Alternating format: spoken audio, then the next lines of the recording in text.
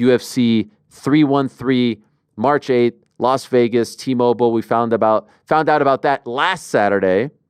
We also found out, same card, co-main event, chief support, 5-round lightweight fight between two of the most entertaining, most violent men in the lightweight division, dare I say, in the entire roster, in the entire sport. Justin Gaethje against the Hangman, Dan Hooker. Dan, kind enough to join us on this Tuesday morning in New Zealand. Let us say hello to Dan Hooker. There he is. Hello, Dan. How are you? How are you, brother? Nah, I'm good. I'm good. Look at you, shirtless. It's summertime over there, right? Kind. I've just finished training. That's why I'm. That too. All right. That's why I'm. That's why I'm hot. But I'm not gonna say it's too hot here in New Zealand. Yeah, it's like what is it like? Is it like 40 Celsius over there now? Heck no, mate. Heck no. What is it?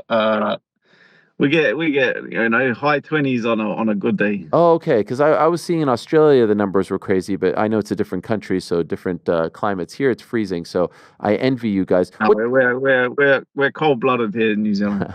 Well, congrats on the fight, fun one. When you were told about it, were you into it off the jump?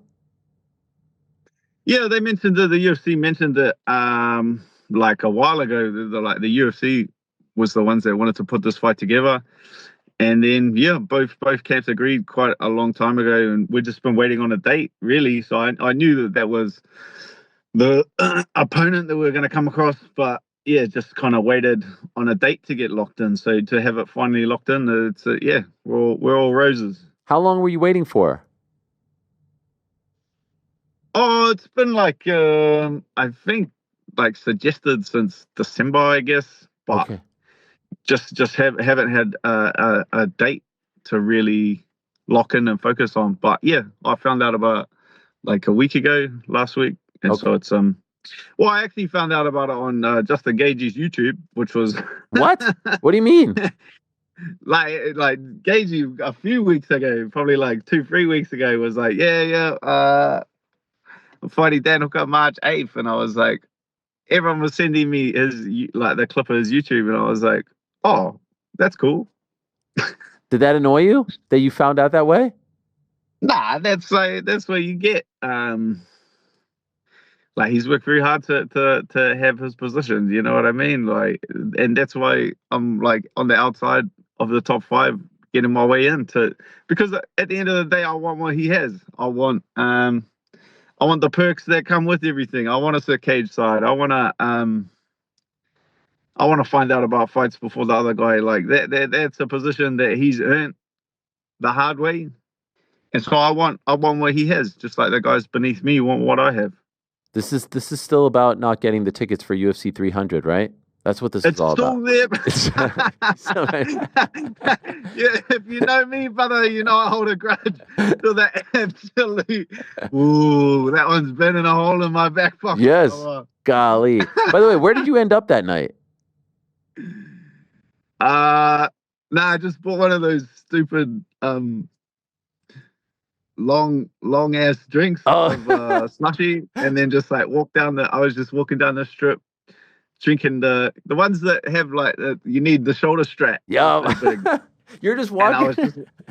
I was just walking down the strip because I actually tried to go to Buffalo Wild Wings to watch it. I was like, I'll just watch it at Buffalo Wild Wings, and then Buffalo Wild Wings was full, so I couldn't even get a seat at Buffalo Wild Wings, and so I just stared into the sky and said, for me, UFC 300 is not meant to be. I'm just going to enjoy myself in Vegas. Wow, so you didn't even watch it? I didn't even watch it, brother. Is that a humbling experience? You're one of the most popular fighters in the UFC, and you're walking up and down the strip like a mile away from the arena, probably less, drinking a big like slushy margarita thing with a strap? That was fun. It was actually a really and then because all the UFC, it was actually really cool because then all the UFC fans were watching the UFC. So then I could like walk down the strip with absolutely not a single person recognize me or knowing who I was. It was cool. That sounds like a dream. But one day, very soon, that will end because you have these big fights coming up. By the way, I'm assuming you've watched the fight since, right? The Gaethje fight since?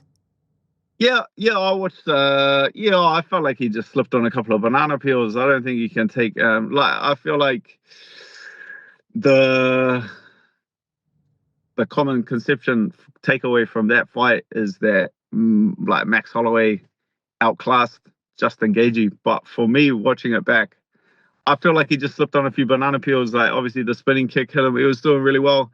Spinning kick hit him. Bro, you throw that kick 100 times, it doesn't land like perfectly on your nose and just spread that thing across your face. You know what I mean? It's just one of those things. And then obviously you can't breathe, can't see. And then there's a couple eye pokes after that. So now he can't breathe, can't see. And he was like, obviously Max is an absolute killer and just put the pressure on and poured it on him. Yeah, so I feel like if they were to fight again, that it's not. I don't feel like Holloway's just that much skill for skill better than him. I feel like if they fight 10 times, probably 5-5 each way.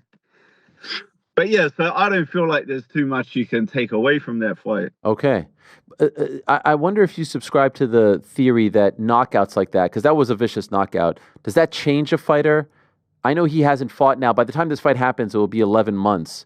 But does it change you to the point where you never are the same afterwards, or is that enough time for him to get back to who he once was?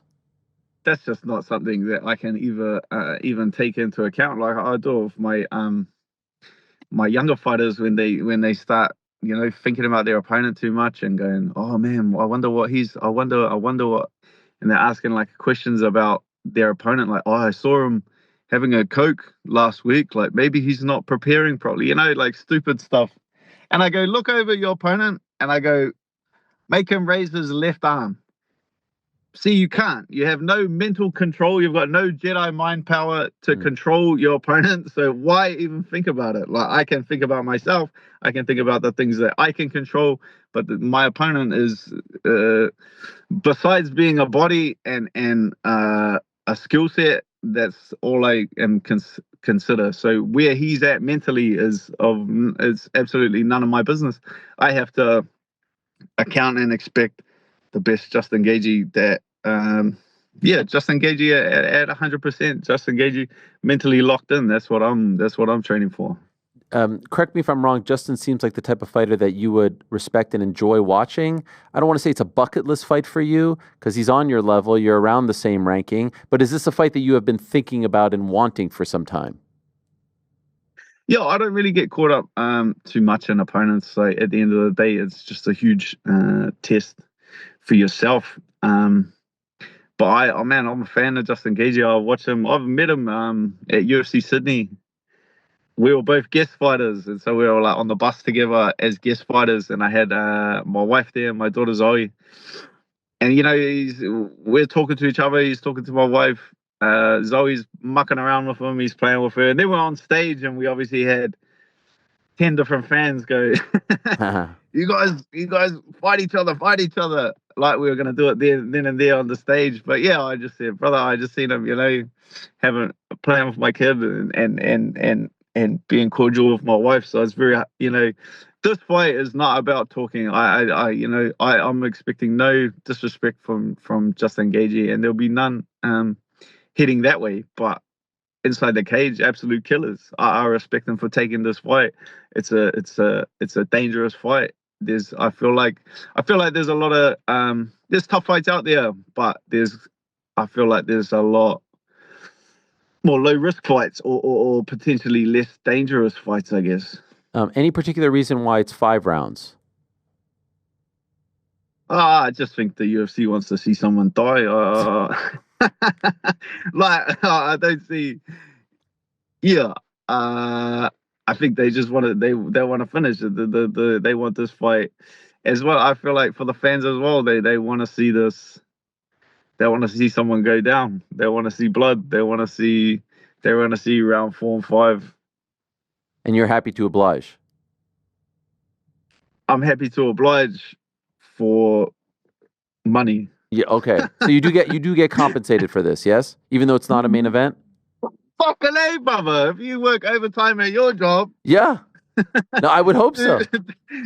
If I was back in the kitchen factory and I stayed an extra couple of hours, I'd expect another couple extra bucks in my back pocket, brother. Yes, that is common sense. Sometimes it's not common sense, so I'm happy to hear that. I'm not here for fun. I'm not here.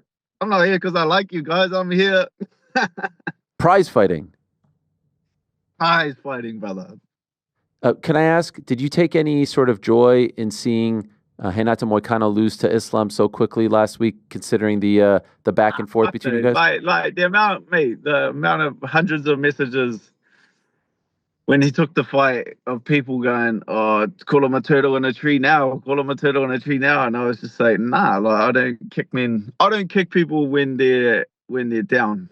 I kick people when they're standing up. That's I don't kick men when I see that they're yeah. I took absolutely no joy from that. You know, we can go, me and Moicano can go back and forth all we want, but at the end of the day, like I respect him for stepping in there. I respect his skill set. And yeah, he would have learned the same lessons that we all kind of took away from that fight. What kind of lesson did you take away from it? That the myth is bigger than the man. That he if you ask Moicano next time he's on the show, like he would have fell for the myth. But I feel like there was a mistake in the weekend. Has Paul Hughes been on yet? No, not yet, not yet. Tell me. I feel like a mistake has been made. When have they ever? I feel like Usman made a mistake when he got on the microphone. Tell me. And what do you mean? He admitted that he was. When have you ever seen one of the Kazakhstani boys get on the microphone and say that they were tired, they got hurt, they got pushed to their absolute breaking point? We've seen them in tough fights before, but we've never seen one of them get on the microphone and admit it. I think that was an error. All he had to do was do what the others did. Do what the myth that Khabib built and created, and that Islam and guys like Hamza were able to carry on. All he had to do was get on the microphone and say, "Smash."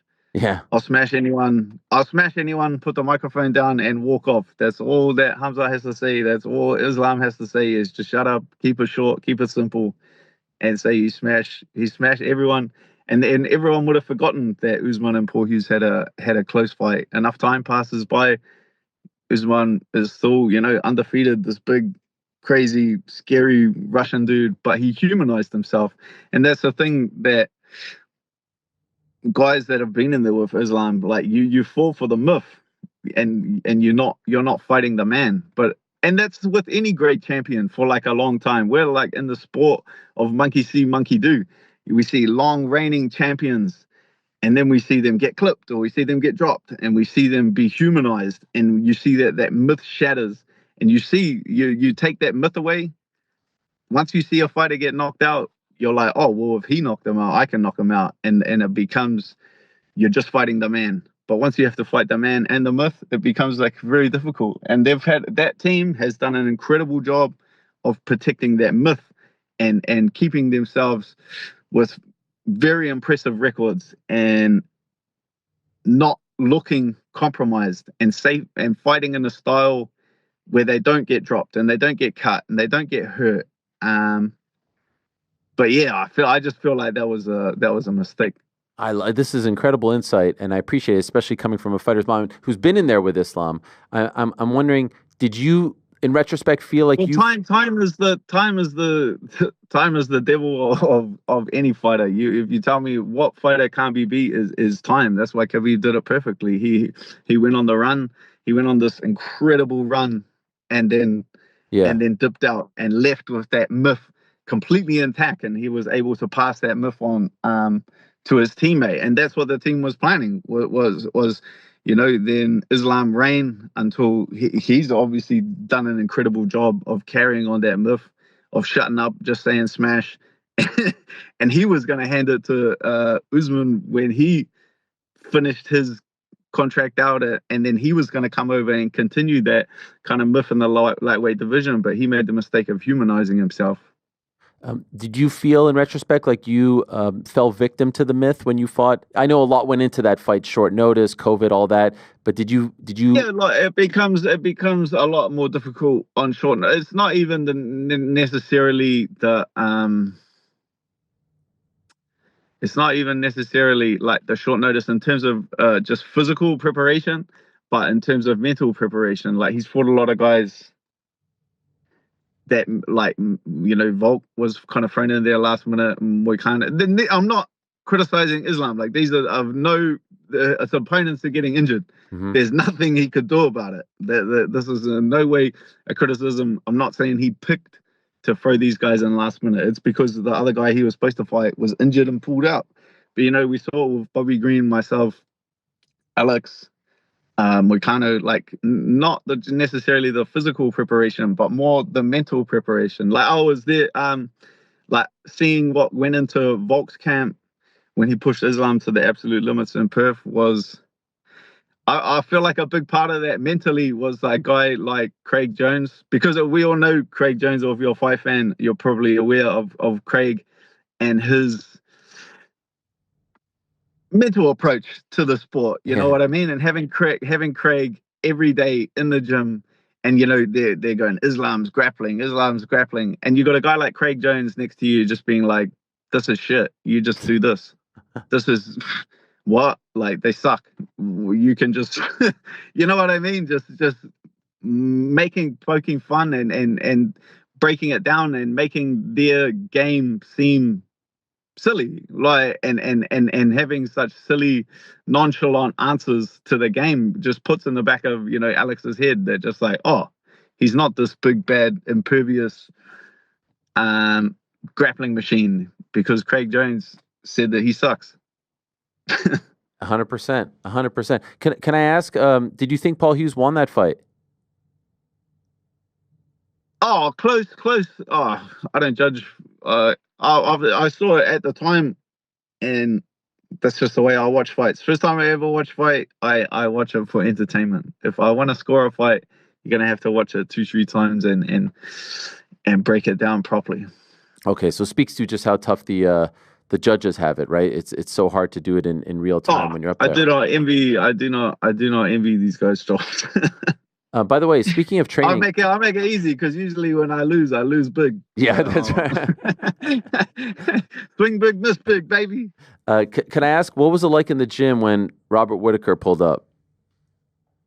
Yeah, it was cool. We got the heads up from Eugene that he obviously has a group of the like the more experienced guys in the gym, the older guys in the gym, and he kind of he's obviously asked Israel, like, are you comfortable? Asked the other boys, like, if anyone has any concerns, and we were all happy to have him over. Like, I've known Rob for over a decade, mate, or longer than that.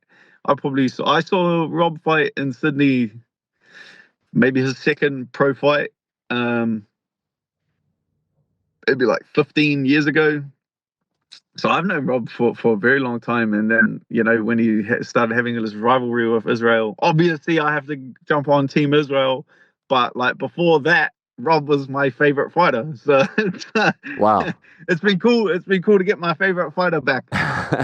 Did you hang out with them? Was it interesting to just watch them, now form some kind of? He was just coming over to the gym just to like scope, just to see how he fit in with everyone. So he was just here for like half a week, just to see if he fit in. But he definitely fit in. Like he brings a lot to the table. He's got a great style and heaps of knowledge and a great coaching team behind him that are rolling with him. So I feel like he'd be an incredible addition to the team, having him down here. Like, he's from New Zealand. He's got family here. It's a 2-hour flight. There's so many reasons why he should be able to come over here and cross train with the team here at City Kickboxing. Back to your division, do you think Arman would have beaten Islam? I think it would have been close. Yeah, I don't know. They're both pretty similar style. They both don't get hit a lot on the feet. I feel like it would have been a really tentative chess match. I think it would have been good. I think probably would have lended itself towards Islam. If I had to pick, I would say Islam would have beaten him. But I don't think either of them would have finished each other. I think probably like a close decision to Islam. Just obviously the first fight was very close, but Islam was training for I believe like Trinaldo at the time, who's like a heavy-handed striking southpaw. and then he fights Arman, who's a orthodox wrestler. Like, it's just even though Arman took it short notice, like that's a big change for Islam and his camp coming into that first fight. So more time to prepare, more time to calculate. They're a very smart team. Do you agree with the decision to not give the title shot to Arman?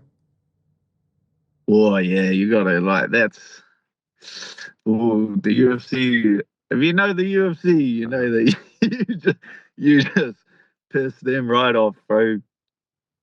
So you're not surprised by this? So, that he doesn't get an immediate title shot. Yeah.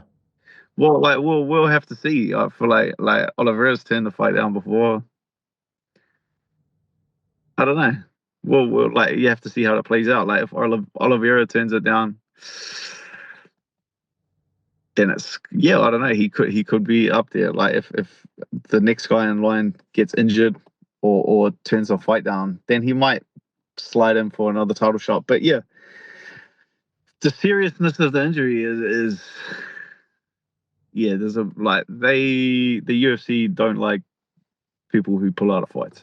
Especially title fights, especially the night before the fight. Yeah, it's a tough one. It's definitely a tough one. I did notice. I saw you on Submission Radio, and you said something to the effect of like your daddy can't buy you. I think it was a spine. You said or something like that. Yeah, just a smart cunt. I just have What I just give people shit. It's like you can't tell me that you go around getting punched in the head for a living, and then a couple of words are gonna hurt you. No. I didn't know his dad was a billionaire. That's cool. Is that true though? I don't know. Is that a real thing? I don't know if that's like some. I wish my dad. Yeah. But I guess what you're trying to say is I would not be fighting if my dad was a billionaire. Right. But I guess what you're trying to say is if you don't possess that like thing because everyone's banged up, then maybe it's going to be tough for you to make the walk when you're banged up, right? Like if you have, I'm just giving him shit. He's ugly. Don't like the guy. Would you say, because earlier you said you don't kick a man while he's down. Would you say that Arman was down when you were? Is that down? No, I don't. Is that down? I don't know. I mean, is that down? Like he hurt his back. Like is that down? Well, he didn't get the title shot, is what I mean. I don't think. Oh, boo-hoo. Boo-hoo. Would you? Like you're still the number one contender. Shut up, bro. Yeah. How is that down? If you're ranked ahead of me, then you're not down, Ariel. Okay, fair enough. I don't want the if smoke. You're ranked ahead of me, if you're ranked ahead of me and my words upset you, we can fight. That would be a good one. After this, maybe you're the one that he fights. People say mean shit to me all the time. I get over it. On a positive note, how about the YouTube channel that you and your daughter have started? This is tremendous. What is it called? I think Adventure. There it is. Zoe Hooker TV. Yeah, I legit got kicked off. It used to be Zoe and Dan Hooker. What? TV. What do you mean? And then she pulled me aside. She's like, "Dad, quiet word, Dad." And she's just like, "You're gonna have to take your name off." That's ruthless.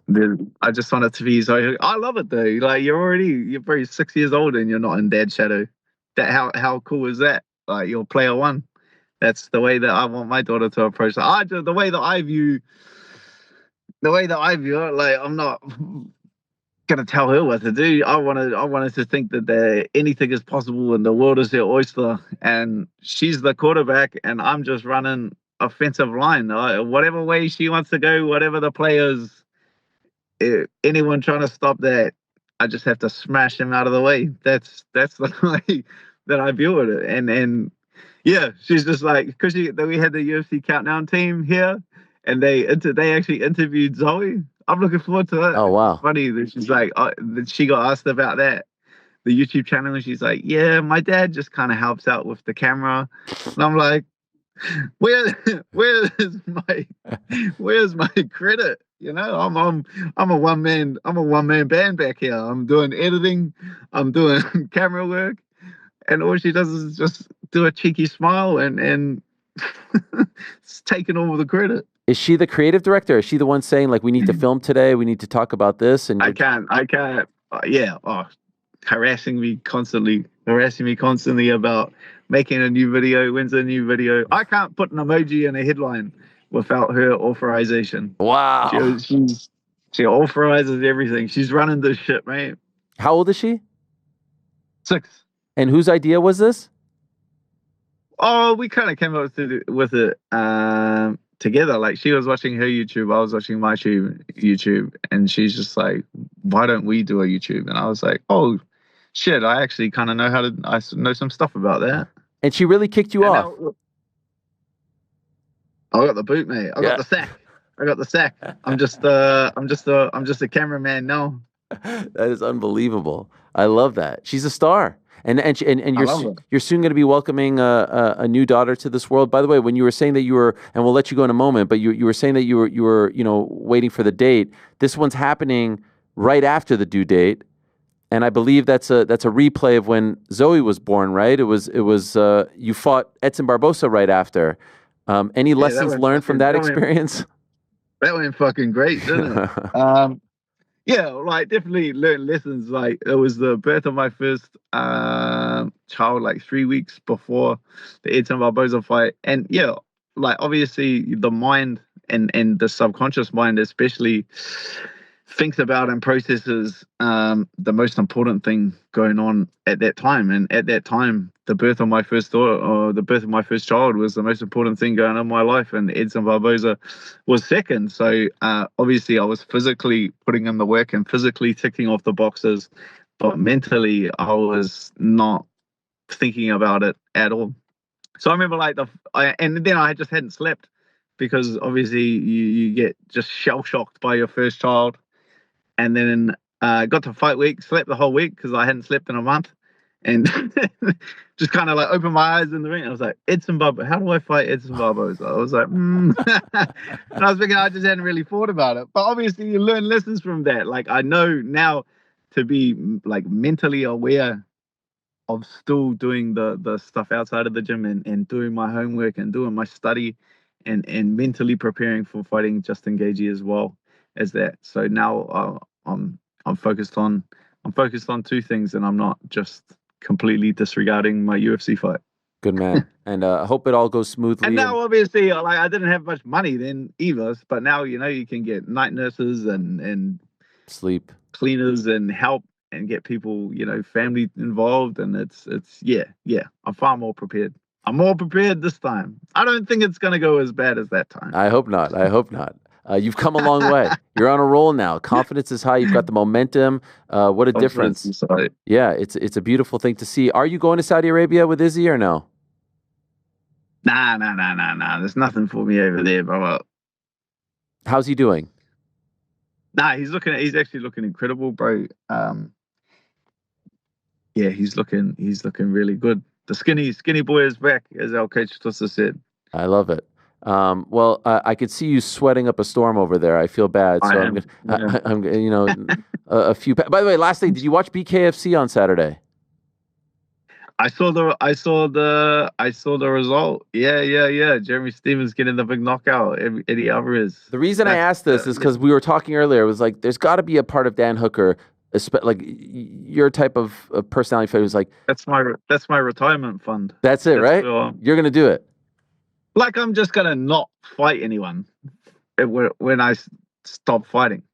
No, I'm gonna fight people without gloves. That sport looks like the funnest thing for me to do in the world. Fuck. I don't know what everyone else is into, but that looks like fun.